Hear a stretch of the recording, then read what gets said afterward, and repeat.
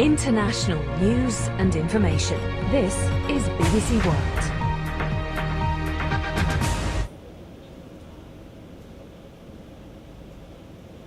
Oh, hello, good morning. Welcome to Barcelona's best international news. Today we have all the world information from Barcelona, our city. So, today, and just today, Spanish Duchess of Alba married a civil servant 24 years her junior. Well, her family was first opposed to the relationship, but now has started to accept that. One of Europe's wealthiest aristocrats, the 85-year-old Duchess of Alba, wedded a civil servant 24 years her junior in a Sevilla palace on Wednesday. María del Rosario Cayetana Alfonsa Victoria Eugenia Francisca Fitzjames Stuart y Silva has more titles than Britain's Queen Elizabeth II. The twice-widowed Duchess, known for her love of flamenco dancing and bullfighting, ventured outside the palace to greet well-wishers after the ceremony. The Duchess's 6 children had been openly opposed to the marriage, with 61-year-old Alfonso Diaz, with whom she started to step out in 2008, but have softened to the idea following the matriarch's move to divide her fortune between them in July. The Duchess's fortune includes ancient palaces throughout Spain, paintings by Spanish masters Blázquez and Goya, and huge stretches of land. Her wealth is estimated at $4.6 billion. Wow, that's such an incredible news. Don't you think that's weird, Andrea? I mean, why a 61-year-old man would marry to an 85-year-old woman? Marina, the Duchess fortune is estimated at nearly $5 billion. I can get an idea of why Alfonso is getting married to her. That's a clear example of an arranged marriage. Yeah, an arranged marriage. Did you know that here in Spain it's completely legal to establish this type of contract? I mean, yesterday the Supreme Court ruled it. The Supreme Court has cancelled the sentence of 2 years in prison from the crimes of falsehood and against the right of foreign workers to a couple whose marriage was considered a convenience. The tribunal has recalled that under Spanish law, this type of marriage isn't illegal and it can only be sanctioned in an administrative way. The aim of the couple was to achieve the legalization of the situation of the man, who has the Dominican nationality, in Spain. In front of this, the court emphasizes that marriage of convenience isn't a criminal offense if there is no profit motive or an usurpation of civil status or prior documentary falsification. Well, I think it's a logical law, but do you really think it's necessary? I mean, nowadays people believe in love, and I strongly believe that the number of this kind of marriage for personal interest has decreased a lot. Of course it's necessary. The number of contract marriages has increased so much. And that's what the Spanish Statistics National Institute has demonstrated. Here we can see some of the news that talk about it. The Spanish Statistics National Institute results have concluded that the mixed marriages between foreigners and Spanish people have increased at 25% this year. The 10% of those cases had been investigated by the civil registry just in case they are not a fraudulent establishment. Why the civil registry is investigating those weddings? I think that it's an incredible, intimate aspect that can be investigated. Well, they are just trying to secure if the foreigners are getting married just in purpose of getting the Spanish nationality. But this is so disrespectful for those people. I mean, I don't criticize those type of acts because many people has to do it for necessity because it's easier to find a job. Well, this type of matrimonies has been around a long time. Today, most of people don't tolerate them and criticize it just because some women or men get married to a person just for searching popularity or money or even fame. That's true, but it's not the same case. Don't you remember Jane Austen's book, Pride and Prejudice? Yeah, I remember. Mrs. Bennet has 5 daughters and hope to marry them. But there's a big problem.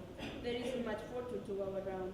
and they will all be kicked out of their house when Mr. Bennet dies. That's why he has to find a property meant for each of her daughters. If not, they wouldn't be maintained for anybody. So during all the book, the Bennet's family tries to find rich men who can afford the social and economic wealth of the daughters. But one of the daughters, called Elizabeth, it is different. She understands her situation, but she's intelligent and has her own curiosities, an attitude totally different from what was expected from the 19th century woman. Let's watch a scene of the novel to understand what I'm talking about. Believe me, my dear Miss Elizabeth, that your modesty adds to your other perfections. But you can hardly doubt the object of my discourse, however your feminine delicacy may lead you to dissemble. For almost as soon as I enter the house, I singled you out as the companion of my future life. But before I am run away by my feelings on this subject, perhaps it would be advisable for me to state my reasons for marrying. Mr. Collins.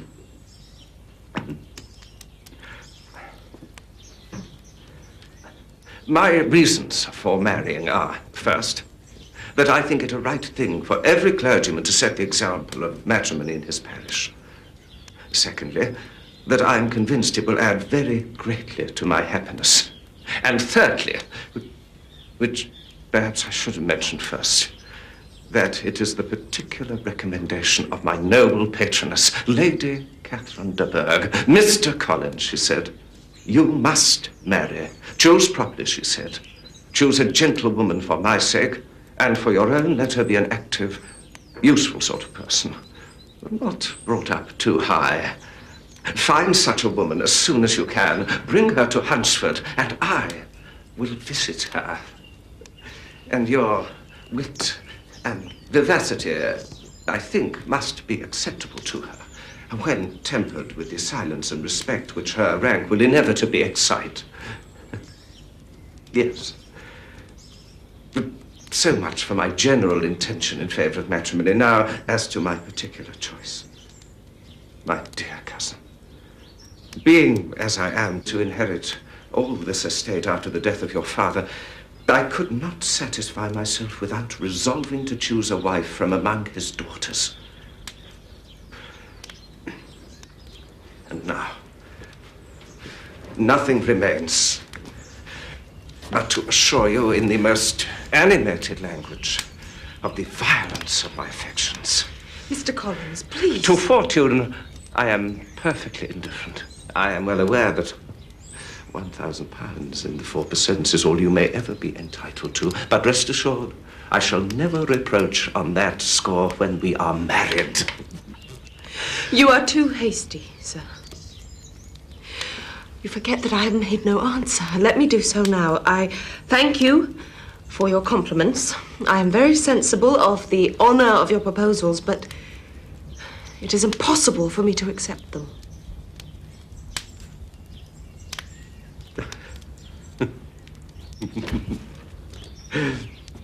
I am by no means discouraged, indeed not.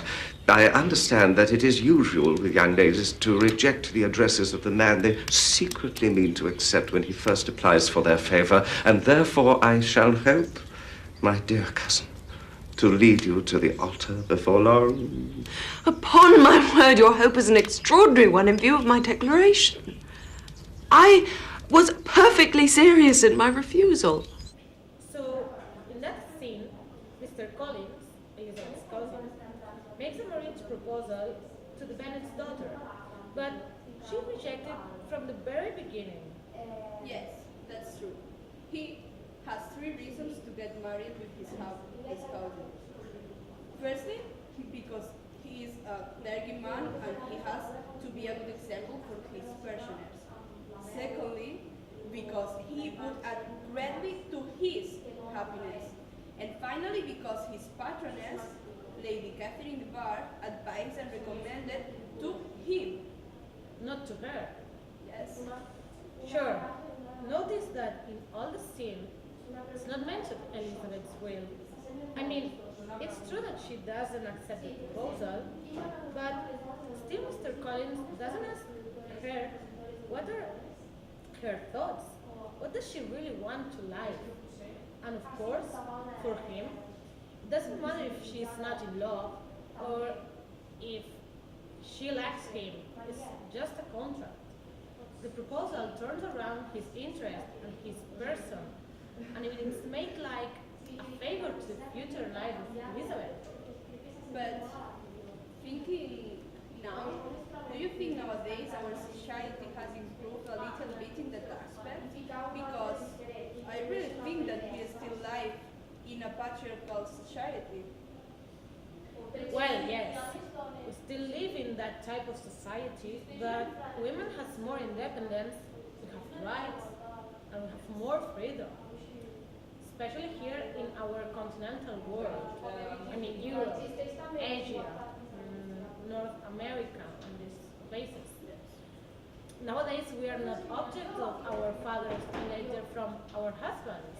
Yes, but in fact I think that this is thank you to the feminist movement. But I think that Jane Austen in the 19th century realized about all these matters and she tried to condemn it. However, even the greater evolution of women, our societies still have this type of arrangement where people searches fame, glory, and fortune just for happiness or, as the Bennet's daughters, to improve their own lives and have a better future. So actually it's not always for material interest. Sometimes it's also a necessity. Yeah, well, today we had an incredible debate with Andrea and with me, Marina. Hope you enjoy it and see you in the next program of Barcelona's Best News. Thank you, all of you.